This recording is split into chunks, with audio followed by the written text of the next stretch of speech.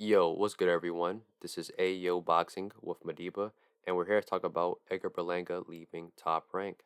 So, this news just broke last week, but it's not surprising at all considering all that has happened with Berlanga over the past year. You have to remember that Berlanga had a lot of hype around him, and for good reason. He had a 16-win knockout streak, and ever since Miguel Cotto retired, there's been a void in Puerto Rican boxing, and many people thought that Berlanga was going to fill that void and be that next Puerto Rican great.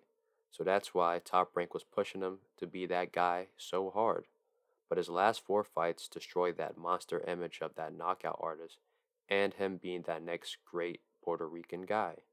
He went the distance with Demond Nicholson, then he went the distance with Marcelo Caceres, and Caceres dropped Berlanga in that fight.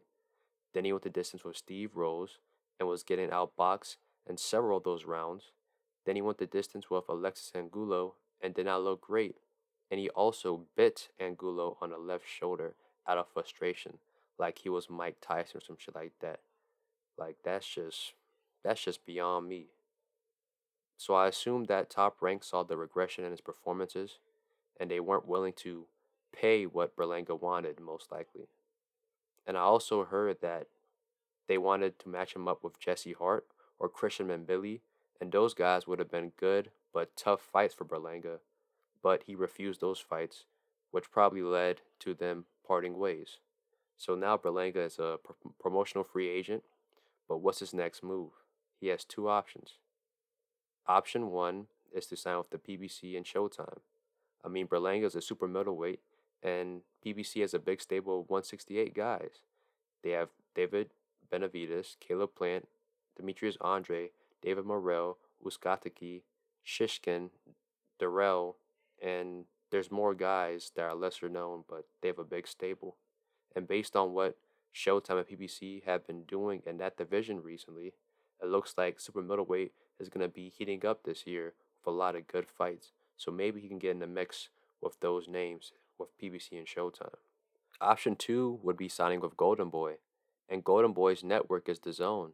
So therefore, they could easily make fight with Matchroom guys, and Matchroom has a decent sized stable of super middleweights. They have John Ryder, Canelo, Diego Pacheco, and Billy Joe Saunders.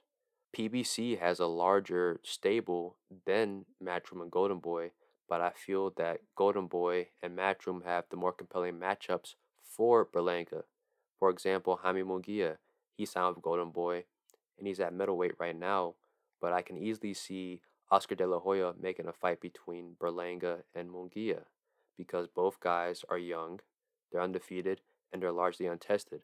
A fight between them will be big because one's Mexican and the other one's Puerto Rican, and usually those fights are big. They can put it on the Puerto Rican Parade Day or on one of the Mexican holidays. But also, Berlanga is a big super middleweight, so he can possibly move up to light heavyweight, and Matchroom has a large light heavyweight stable, so they can make matches with him as well. Either option would be good for Berlanga, in my opinion, but I do believe that the matchmakers on either side will put him in hard step up fights. I mean, they've already seen the promotional failure of Top Rank regarding Berlanga, so I don't think they'll spend as much time, money, and resources to try to build him up further. I feel like they'll put him in a sink or swim tough matchup to see if he's actually that guy or not. But I'm not sure if Berlanga will win if he does get a step up fight. But who knows? This is boxing. Anything can happen. But thank you for tuning in with Ayo Boxing with Madiba. Hit like and subscribe, and more content's coming your way.